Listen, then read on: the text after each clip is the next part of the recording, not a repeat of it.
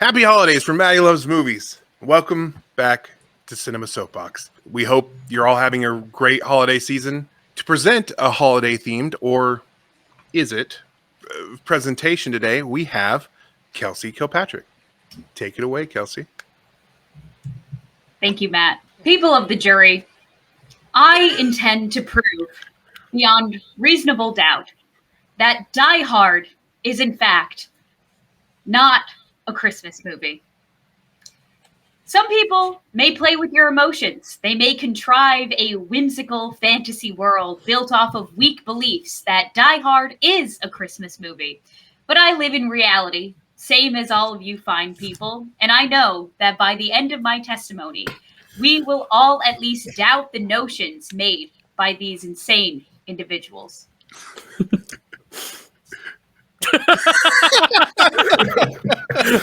First, love it. Let's just start off with some cold hard facts. Die Hard was released in North American theaters on July 20th, 1988, and was marketed as a action film because that is exactly what it is, an action-filled thriller. Now, I will give you all time to think of any other Christmas movie that was released in summertime. Time's up. There aren't any.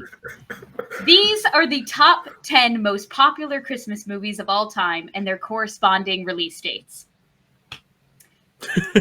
You will notice that they have all been released sometime between November and December. Now I know what you're thinking. I'm one step ahead of you. What about Christmas in July? Let's talk about it. The concept gained national notoriety after the release of the 1940 film Christmas in July. In the film, a man named James McDonald is tricked into believing that he has won a $25,000 cash prize in a slogan contest. While a room full of executives still deliberate about the real winner, James goes on a spending spree with his fiancée Betty and starts buying everyone in the neighborhood presents. This movie has nothing to do with Christmas and doesn't even reference the month of July. Reports of Christmas in July actually being celebrated are slim to none and was really only used during World War II to promote early mailing so that overseas the gifts would be received by Christmas. And in our present day, it is mostly used as a marketing ploy to sell products during the summertime. The only person on earth who acknowledges Christmas in July is my mother, who watches the Hallmark Channel all month long, and that is a fact. I took a head count before this video, and nobody else on the planet recognizes Christmas in July. Look it up. Also, as far as Rudolph and Frosty's Christmas in July movie goes, it's complete bullshit because it was made in Japan, was a box office flop, has nothing to do with Christmas, and therefore this concept is just really not relevant to what we're talking about today. So let's talk about the makings of a real Christmas movie. Obviously, a Christmas movie's plot must revolve around Christmas. The holiday itself must be a part of the obstacle or the objective of the story, making it a vital character in the film. In other words, the film would not be able to function if Christmas was removed. Here are some examples. The Grinch literally steals Christmas from the Who's. Charlie Brown searches for the true meaning of Christmas. And Rudolph steps up to the plate even after everyone was an asshole to him in order to save Christmas. Another aspect that a proper Christmas movie should have is the magic of Christmas. These are occurrences made throughout the film that cannot be explained with logic outside the context of the film. Here are some examples of that. George Bailey spends a day with his guardian angel. Hello? Okay. George Bailey spends the day with his guardian angel exploring an alternate reality in which he had never been born.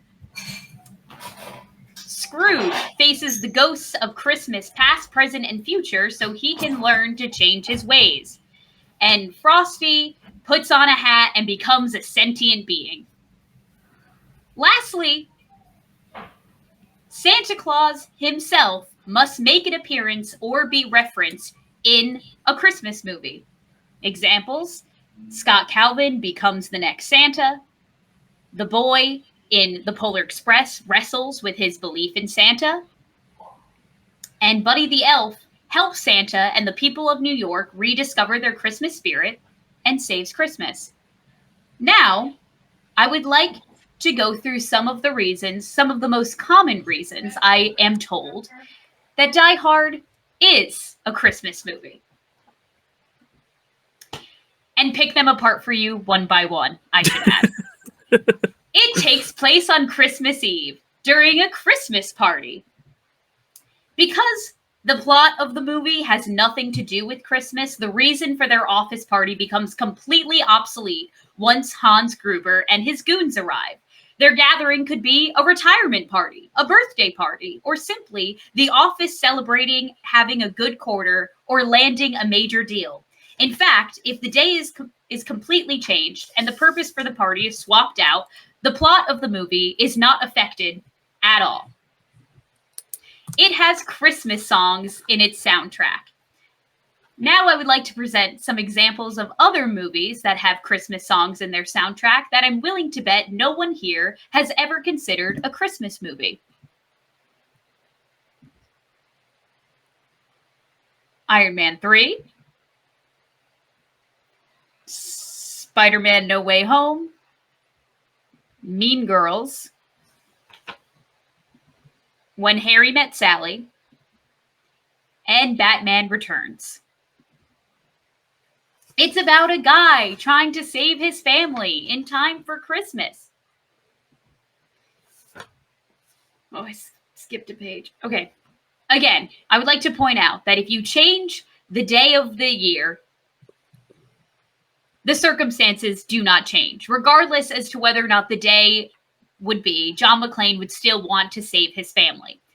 Now, had Hans Gruber's goal been to ruin the Christmas party specifically or to steal Christmas, it would have been a different story. Then, had it been an actual Christmas movie, John McClane would have been able to show Hans Gruber the error of his ways, resulting in a change of heart. Ultimately, what the audiences see in the film is an evil man desperate to achieve his goal until the very end, who can only be stopped by falling out of a window of a skyscraper. Also, I'd like to point out that the direct threat to his wife and children does not become relevant until the last 20 minutes of the film. And lastly, the film does not end in a clear reunion between John McClane and his family. There is no gathering around the Christmas Eve dinner table where they're all hugging and singing Dahu Doris, or whatever that song's called from the Grinch Who Stole Christmas. And lastly, if Die Hard isn't a Christmas movie, then Home Alone isn't a Christmas movie either. The Christmas season plays a much more vital role in Home Alone. It's the reason why the wet bandits are in town and why the family has such a difficult time getting a flight back home. There is also an element of Christmas magic in Home Alone when Kevin calls out for his mother and she is awakened on the plane to Paris, realizing that she has forgotten something. Kevin also specifically goes to Santa Claus, or how he puts it, a guy who works for Santa, to use his Christmas wish to bring his family home. And at the end of the film, we see a clear reunion between Kevin and his family on Christmas Day, which solidifies his belief in Santa and also his Christmas spirit. Also, we see Christmas being used in other ways when Kevin cuts down his own tree and decorates it, and then later uses those same ornaments as one of his booby traps. Now, people of the jury, my hope is that you will reflect on my final remarks today and take in consideration all of the evidence that has been presented to you, and just know that Bruce Willis himself has stated that Die Hard is not a Christmas movie. The narrative that this action thriller has somehow become a staple during the holiday season, quite frankly, sits on a throne of lies. Most importantly, I want you to ask yourself, does Die Hard fill me with the Christmas spirit Does it evoke the same feeling as when the boy hears the bell ring in the Polar Express? Does it make me want to hold hands and sing the way the Who's do? Does it reaffirm my faith in humanity when old man Marley reunites with his family at the end of Home Alone? In my opinion, the answer is abundantly clear. Your Honor, Matty Fresh, I yield. Wow. Well done. All right. So Nice. that was compelling. I think we all are going to have a few questions for you about this. Panel, if you would like, state your position before you heard this presentation and how it might have changed your mind on it.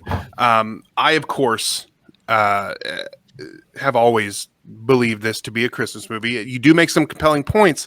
There are some points that I think can be rebutted and are possibly rebutted in Chad's video, which you can also watch right now.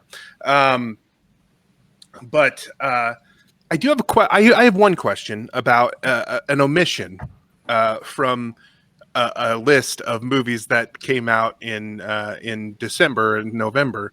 You said the most popular Christmas movies of all time. Why was Miracle on 34th Street excluded from that list? So detrimental to your case, or no. Now, okay, hey now. I actually so that list in particular was compiled with a bunch of different list sources that I had found across the web. So I kind of just took the top 10 of like the top 20-ish that were being swapped out amongst many lists. I actually marked Miracle on 34th Street was in my notes for a really long time, and I just marked an X for every time I saw it come up in a top 10 list on a list. And at the end of the day, it just didn't make the cut. It wasn't featured amongst the list that amongst the sources I was finding. So it wasn't purposely left out for any particular reason. Just a quick point of fact. Sure. June 11th, 1947 was the release date of that particular film. June 11th. I would also there's just another thing. There was a section where you said nobody would consider these Christmas movies, and I'm just curious of your if that was purely hyperbolic, or if you took a poll of some sort or something, because there were two specifically that I absolutely would consider Christmas movies, and that was Iron Man 3 and Batman Returns. So that is why I'm curious if that was simply hyperbolic, or if you actually polled people on that. You know, definitely a touch of hyperbole. That's the word. I'm like, hyperbology cannot be the word. Definitely a touch of hyperbole for sure. I had also, like I said, in my research of finding what the vast majority of people consider to be popular Christmas movies, did not come across any of those aforementioned movies that I listed. I think that it's definitely a personal preference if you consider, either of those two movies to be one of your holiday watches. But as far as the vast majority of people go, didn't come across any list I saw. Okay. I have one point that I do want to make, because I've wavered back and forth on this subject through the years. I've leaned more towards it is a Christmas movie than it isn't. But recently, I watched Lethal Weapon for the first time. I did not know that movie takes place during the holiday season.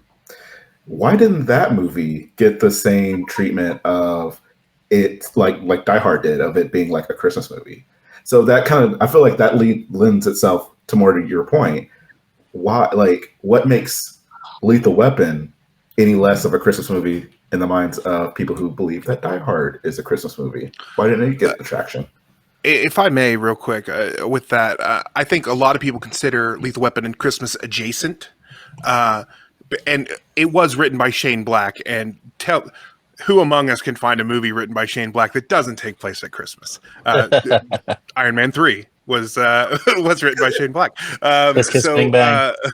Kiss Kiss Bang Bang. Yeah, a lot of stuff that he does takes place near Christmas. But I would say that one's more Christmas adjacent. And I do not want to step on Chad's argument when it comes to his video, which you can watch right now on Matty Loves Movies.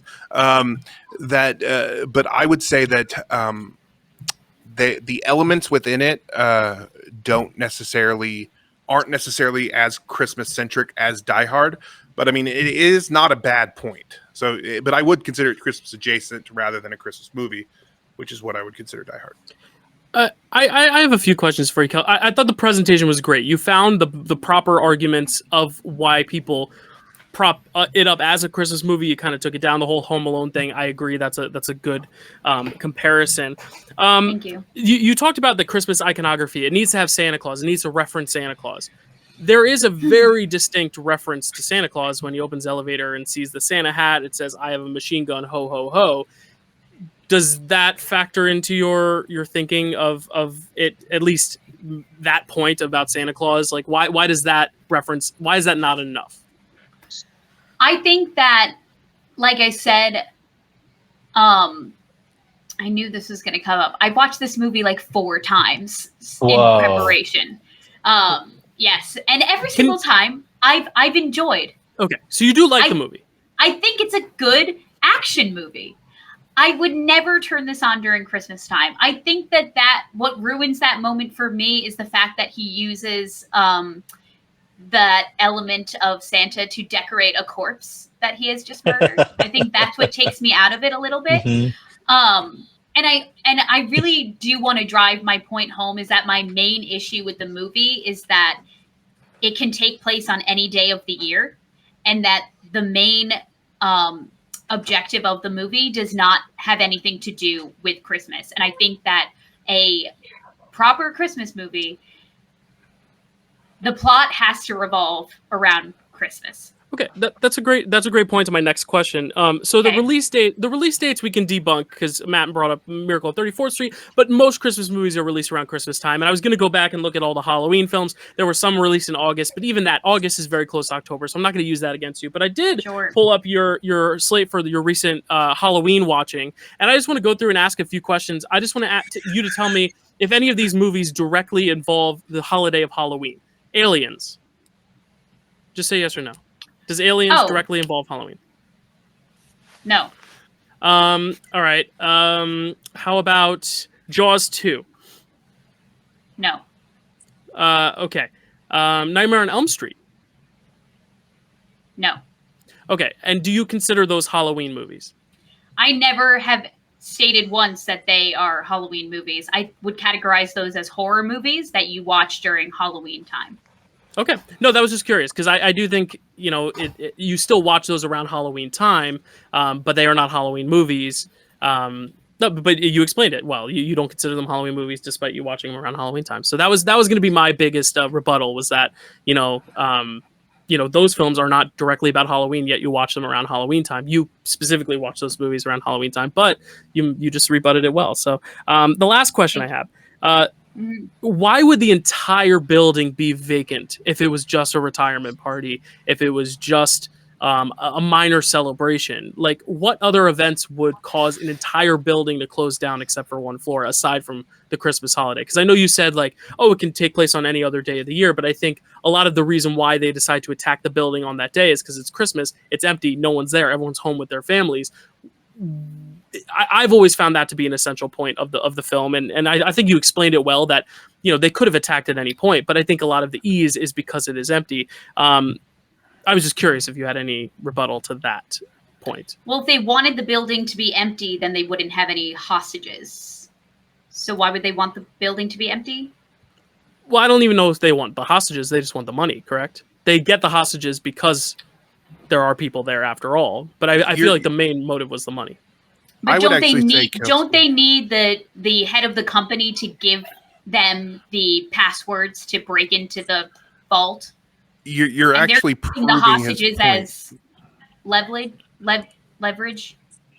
I would say, Okay, Kelsey, to answer your original question, I think that if a party was getting taken, was being held after hours, after a typical business has shut down the rest of its operations, like if the rest of the building was operating on 9 to 5 hours and the party started at 7:30, then there you go. The building is empty except for the invited guests from the Nakatomi company. There you go. Cool. There's the answer. Yeah, no, I appreciate the answers. And it was just more so to get more of the engagement of those points. I am not saying whether I agree or disagree. I've always stood in it is a Christmas film camp, but I do think you make a case for how it's not necessarily your typical Christmas film, which I think is a more reasonable argument, I think, because it is not full-fledged Santa Claus, reindeer, snowman fantasy. But I do think you bring up a good point, at least, that it is, if not a Christmas film, at least it is a little bit more adjacent than a full-fledged elf. But I do appreciate your arguments, and I think the actual displaying of the points were very good, Kelsey. So I give you that. I do agree that it is with Dylan there, that you did a great job of doing that. I think explicitly your position though is not that it is not your typical Christmas movie, more that it is not a Christmas movie, which is the thing.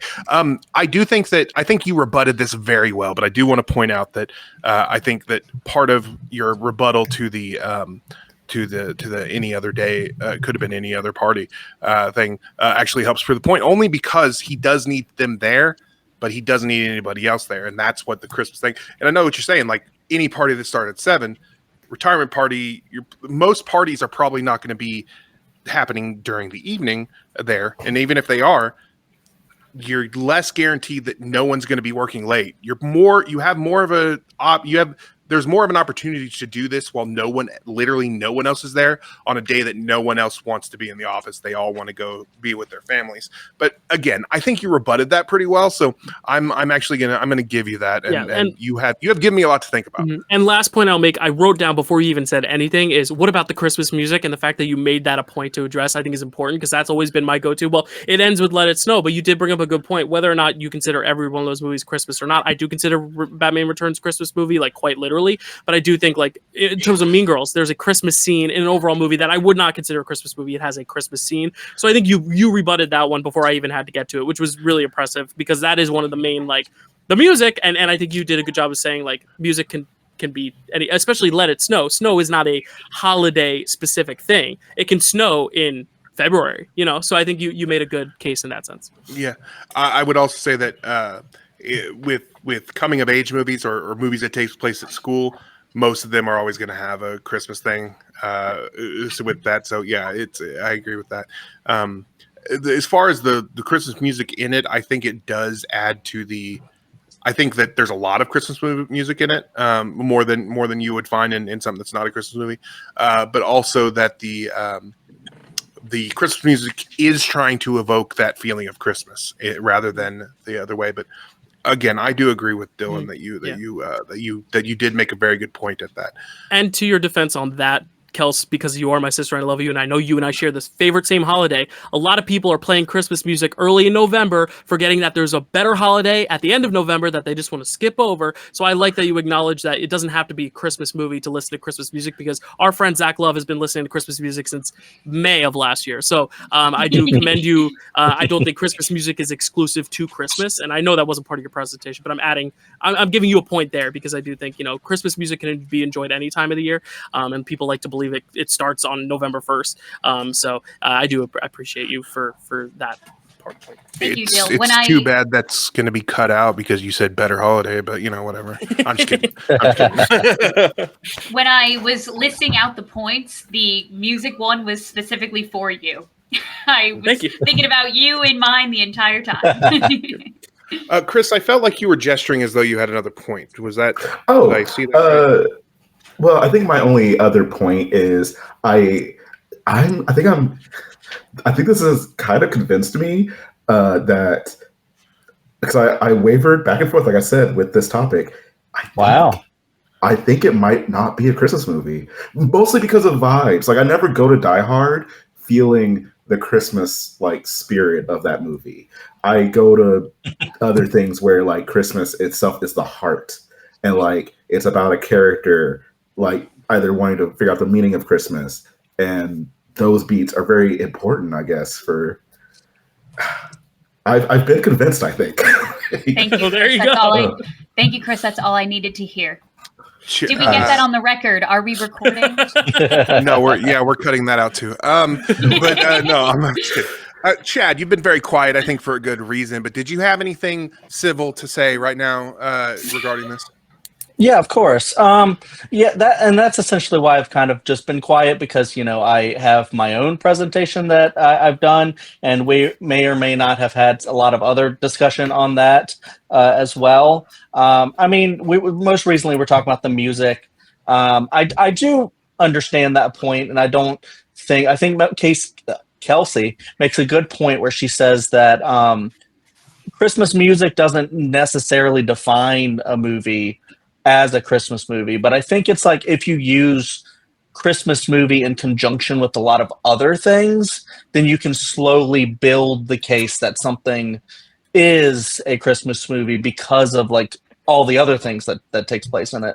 But the thing with Kelsey and why I kind of applaud her is because, apart from Chris, who was more on the fence, I feel like a lot of us really have our mind set. I know Kelsey does as well. And, going up against a panel where mostly everyone is probably going to disagree with you, and to come in with solid points, not only that, but also points that the other side would make, and then have clear rebuttals to them that make sense. And then, having a little bit of that anger, attached to it as well, I just thought was really great. And it is difficult. And then I know when you're in the hot box, you're like the big one right there, the big screen, and then everyone's lodging what about this, Kelsey? And then you're just like, okay, all right, one at a time. So if it were me, I'd probably panic. So it is tough, and I think you did such a great job at defending it. I just think it's one of those things. Ultimately, it's a very silly conversation. People will die hard on the hill of their opinion on these things, because Christmas means so many different things to different people. And to Kelsey, she's clearly laid out the things that mean Christmas to her, and Die Hard doesn't have a lot of those things. May have some, but not a lot. And maybe some others, like myself, might have stretched it a little bit more to say, well, Christmas can include a lot of the things that Kelsey mentioned, but doesn't have to. And maybe it can include other things or simpler things, more things that an adult would appreciate. Because after all, and I talk more about this in my presentation, Die Hard is an adult's movie. So you don't necessarily have to have Santa in the flesh saying ho, ho, ho, stuff like that. So for me, I think it's more just about stretching it to be more of an unconventional kind of Christmas movie, more of a, wider net. Whereas I see some people just have more of a narrow net. And I don't think either is a bad thing. I think it's just how you, in your minds, concentrate on what Christmas means to you. And I think that's great either way. It's just, I will still always die on my hill, just like Kelsey will in hers. And it is what it is. And all you can do is lay it out and see if the Chris's of the world will stray to your side. I just have one more point. And I think I agree with all of that. 1,000%. I think honestly, I would probably have a differing view. I would be more steadfast with Die Hard being a Christmas movie if it was something that I had taken in as a kid, when I was younger. If I watched Die Hard back then, because the first thing I knew about Die Hard was just through cultural osmosis of being told there's this. Is it either a Christmas movie or not? When you engage with media with already that being in mind, it's gonna. I didn't have the time to the ability to watch it and inform myself if it's a Christmas movie or not. You're already given that going into it, so that did kind of taint it a little bit for me. And I was a full-on adult when I watched it for the first time, and that was still in the back of my mind. I couldn't formulate an opinion that's not from just the cultural, conversation surrounding it. If that makes sense. I don't know. Yeah, It does. absolutely. Definitely. And you double backed a little bit on me there, but I'll still take your. Yeah. Yes. Kelsey, you should be a lawyer. You're just very good at you're very defense. Yeah, You but in a know, composed way. I started this whole thing. I was like, okay, you know what? I'm going to present this whole thing like I'm literally a lawyer, like addressing a jury. But then all of a sudden, you guys started asking me questions, and I was like, I'm on the witness stand right now. Like I should have my own lawyer going objection, relevance. Like I was like, okay. No, you did a good job. Especially Jill, when you were asking me about the Halloween movies, and you were like, yes or no questions, and I was like. I have receipts. No, it was good. It was good. It was good. And with that, I'm like, and I get it. Those are horror movies. There's the vibe of the season. They are like Halloween movies. Yeah. To Chad's point, real quick, of what what Christmas is. That's adorable. What's happening right now. But to Chad's point about what Christmas is to us and what it means to you, and if what you look for in a Christmas movie. To me, Christmas is walking on glass. So that's probably why this always does. I'm kidding, obviously. Okay. Well, I think we settled at least the question. Oh, Chad, I had a couple other points, if that's okay. I want to first just throw out another positive for Kelsey is that she said she watched Die Hard 4 times in prep for this, so she is entitled to her opinion on this. And it's the same thing I said for Dylan when he watched Buffy the Vampire Slayer twice and then acted like he was, or 3 times, and then acted like he was a newbie still after that. I was like, no, you're no longer a newbie if you did that. But the other thing I wanted to say is that Kelsey did mention something about Bruce Willis's opinion, and that he's also entitled to his opinion. I'm not even sure if McTiernan thinks that it's a Christmas movie or even intended to make one necessarily. I think the point is because when we reevaluate movies, just like Chris did with in his other video with like the satirical nature of a movie, I think that it still can in people's minds make something a thing. I don't think like when a piece of art is like finished or even what's intended necessarily from the filmmakers, that I think the audience is ultimately who gets to decide. And John McTiernan, Bruce Willis, they all are audience of the film at some point as well. They may decide that I didn't make a Christmas movie, I made an action movie, but then that doesn't make anyone else, less entitled to love it on Christmas, or people who don't want to watch it on Christmas. I think that's totally fair. I just you bring this up, and that's actually something I wanted to talk about, and you reminded me of it. Is that Bruce Willis doesn't think it is. Number one, I don't go to Bruce Willis for his movie analysis, but number two, which is the important part, is that once a piece of art has been delivered to the audience, it no longer belongs to the artist. Interpretation is no longer their concern. I mean, it could be their concern, but they no longer have control over it. That it is gone. Once art is released, it belongs to the audience, not Bruce Willis, not John McTiernan, none of those people. Having said that, I think Bruce Willis is not correct in his analysis, but that's as an audience member, not as an artist, because he's not allowed to tell me how he feels as an artist. So you're a death of the artist person, like not specifically death of the artist. I just believe that interpretation is not up to them; it's up to us. Yeah, I agree. Yeah. So that's how you feel about that. Chad had a Ghost of Christmas something walking around behind him. That background is doing some creepy things for me. But no, it's Have we settled this, guys, or are you guys good with this? Kelsey, do you have any last thoughts? I think this was a wonderful presentation, but I just want to make sure that you get your words in.